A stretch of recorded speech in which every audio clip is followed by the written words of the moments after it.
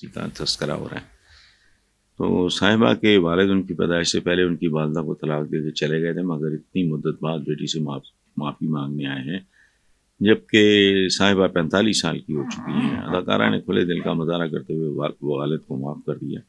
کیا اداکارہ کے والد نے ماضی میں جو کیا آپ اسے غلط کہیں گے؟ پہلی بات یہ ہے کہ دیر آید درست آید. اگر صاحبہ 45 برس کی ہیں، وہ اور 10-20 برس نہ آتے اور لڑک جاتے تو پھر کیا تھا، کر لیا. لیکن جو ہوا وہ برا ہوا. میں صرف اس کیس کی بات نہیں کر رہا کیونکہ میں تفصیلات نہیں جانتا. میں ہمیشہ ایک بات کرتا ہوں اور وجہ اس کی صرف یہ ہے کہ میں اپنے یوتھ کو، اپنے نوجوانوں کو سمجھاؤں کہ دو بالغوں کے درمیان جب طلاق ہوتی ہے تو طلاق مستحسن بات نہیں ہے، لیکن اس کی اجازت ہے تو فائن. تو دو بالغوں کے درمیان وہ تو پھر اپنا اپنا کچھ کر لیتے ہیں. اس کی قیمت ان بچوں کو چکانی پڑتی ہے، ان کے اندر خلا رہ جاتا ہے اور مسائل پیدا ہوتے ہیں. ان کو چکانی پڑتی ہے جن کا قصور ہی کوئی نہیں ہوتا. اس لیے میں ہمیشہ یہ ریکمینڈ کرتا ہوں کہ شادی کے بعد وقفہ دیں اولاد میں، تاکہ آپ کو 3-4 سال کا ٹائم مل جائے کہ بھئی کیا ہم دور تک جا سکیں گے. Marriage is a contract. شادی کیا ہے، تو آپ کو ٹائم لگتا ہے. شادی سے پہلے تو دونوں پارٹیاں اپنا اپنا بہترین پوز کر رہی ہوتی ہیں، لڑکی بھی لڑکا بھی، عورت بھی مرد بھی. لیکن when you start living together، جب آپ اکٹھا، تو پھر وہ اداکاری زیادہ دیر تک چلتی نہیں. لیکن اگر 4 سال کا میرا خیال ہے وقفہ ہو تو، اور بندہ غور سے چیزوں کو دیکھ رہا سمجھ آ جاتی ہے. اور ایک بات یاد رکھیں، دنیا میں آئیڈیل جوڑا کوئی نہیں ہوتا. آئیڈیل جوڑا ہے جوتے کا، جرابوں کا، گائے بیل کا کوئی جوڑا، یا اس طرح کا کوئی. انسانوں کے درمیان نہیں، چونکہ انسان ہے، اس میں تبدیلیاں بھی آتی ہیں، یہ ہوتا ہے وہ ہوتا ہے. تو بہرحال معاف کر دیا صاحبہ نے، تو بہت اچھا کیا، بہت اچھا کیا. اور وہ اگر بیٹی سے معذرت کرنے آئے، معافی مانگنے آئے، تو انہوں نے بھی بہت اچھا کیا. وہ انگریزی میں کہتے ہیں all is well that ends well. تکلیف دہ ہے یہ میرے لیے، حالانکہ میں تو ان کو نہیں جانتا. میں ان کی والدہ کو شاید ایک آدھ بار ملا ہوں، نشو بیگم کو. تو لیکن یہ جہاں بھی ہوگا میرے جیسے سینسٹیو آدمی کے لیے بہت تکلیف دہ ہے. وہ سویلین ہو، فوجی ہو، جج ہو، اسکول ٹیچر ہو، کمٹمنٹ ہونی چاہیے لوگوں کے ساتھ. چونکہ اللہ تک جانے کے لیے جو رستہ ہے وہ عوام کے دلوں سے گزرتا ہے. اگر آپ ان کے ساتھ، آپ جو بھی ہیں، جس کا ڈاکٹر ہیں، آپ انجینئر ہیں، تو میرا نہیں کسی سے کوئی، نہ میرا کوئی مفاد ہے، نہ میرا کوئی اناد ہے، نہ مجھے وہ برا لگتا ہے، نہ میں تو بال ٹو بال کامنٹ، اور نہ میں دانشور ہوں. سیدھی میں آپ کو بات بولوں، پاکستان جیسے ملکوں میں دانشور ہو ہی نہیں سکتے.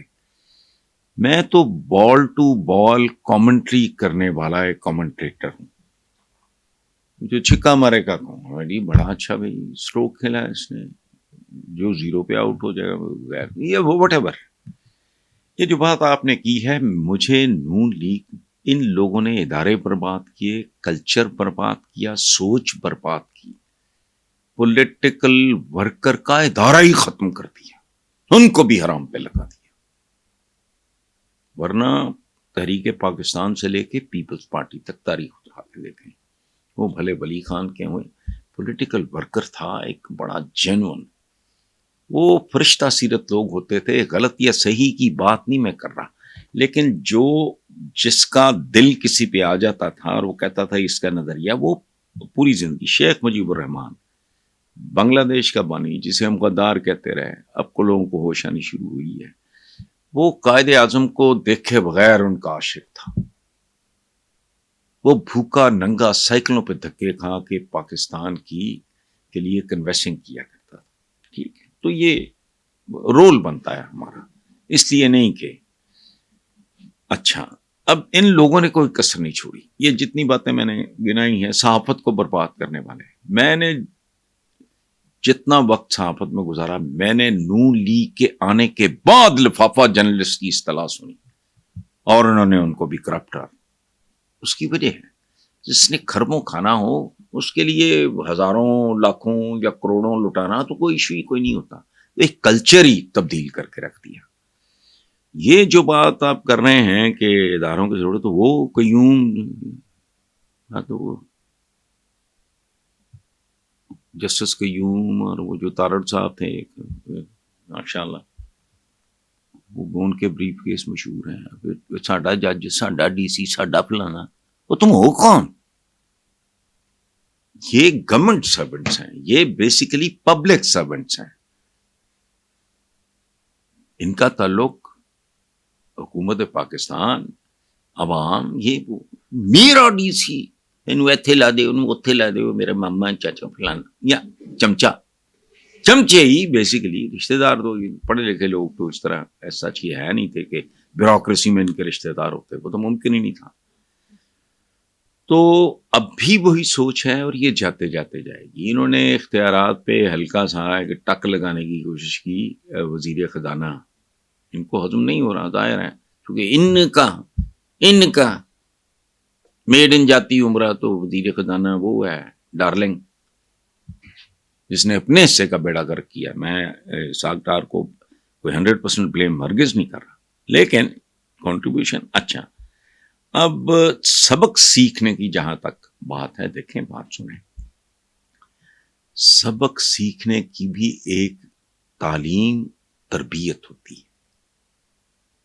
یاد رکھیں انسان کی تعمیر میں اس کے گھر کا، گھرانے کا، ماں باپ، پھر اس کی سکولنگ ہوتی ہے، پھر وہ تعلیمی ادارے ہوتے ہیں، اور پھر معاشرہ ہوتا ہے. اگر سڑک پہ میں ڈنگروں جانوروں کی طرح بہیو کر رہا ہوں تو آپ بھی پھر فلانا بھی شروع ہو جائے. سوسائٹی کا ایک جبر ہوتا ہے. ایک مطلب ٹریفک کی میں بات کرتا ہوں، اگر اس میں ڈسپلن ہے تو میرے جیسا بے وقوف بھی جرت نہیں کرے گا، چونکہ وہ کلچر. سو ان لوگوں کے پاس وہ تربیت نہیں ہے. ساڈا ڈی سی، ساڈا اے سی، ساڈا بھائی جان تے ساڈا بھائی تے ساڈا پنویا تے ساڈا سالا تے ساڈی باجی، یہ ٹائپ ہے. تو جج جو ہوتا ہے، عدلیہ، ظاہر ہے، اور یہ گندی ٹریڈیشن ہے ہماری، اب سے نہیں ہے. ہمارے ہاں جو عدلیہ کو وہ عزت احترام نہیں ملا تو ظاہر ہے نہیں ملا. تو کرتوت کس کے، جنہوں نے ان کو بلیک میل کیا انڈر پریشر، یہ وہ، یا دامے درمے سکھنے. ایک محاورہ، کوئی انسانی معاشرے میں اس طرح کا محاورہ ممکن ہے؟ اور یہ تو کہلاتا ہے اسلامی جمہوریہ پاکستان. محاورہ کیا ہے؟ جج وکیل کی کرنا، جج ہی کر لو. آپ مجھے بتائیں. یہ ماضی سے سبق سیکھنے کے لیے جس طرح کی تربیت کی ضرورت ہوتی ہے وہ انہیں نصیب ہی نہیں ہوئی، تو سبق انہوں نے کہا. اور ویسے بھی بڑا مشکل ہوتا ہے، یہ خون لگ جائے منہ کو تو پھر وہ مشکل ہو.